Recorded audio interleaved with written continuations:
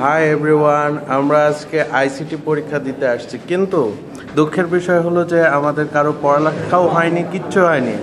যার কারণে আজকে আমরা আইসিটি পরীক্ষার্থীরা, অনেক দর্শক বা পরীক্ষার্থী অনেকেই উভয় আছে যারা ইতিমধ্যে পরীক্ষা দিচ্ছে, কিন্তু কারো পরীক্ষার অবস্থা ঠিক নাই, যার কারণে সবাই এই দিকে ঘুরে।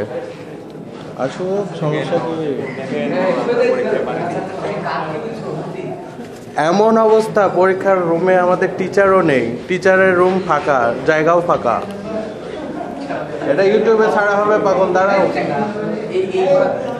তো আমাদের মাঝে আমাদের একটা পরীক্ষার্থী আছে, নাম হচ্ছে আমার খালিদ মামা। তো আপনি কি পরীক্ষার্থীর উদ্দেশ্যে কিছু বলতে চান? না মামা, আমার কিছু বলার নেই। খোঁজ মামা, আপনি?